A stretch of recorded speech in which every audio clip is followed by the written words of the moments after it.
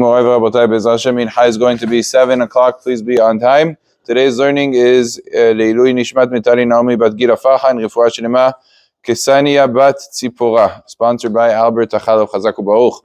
Ayom 40 Yom LaOmer Shem 5 Shavuot v'Chamisha Yamim.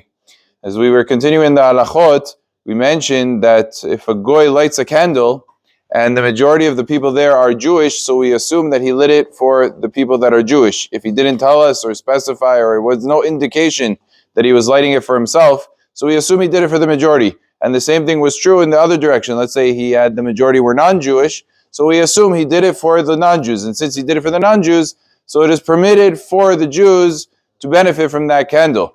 Now all of this is true when the goy lit the candle on his own.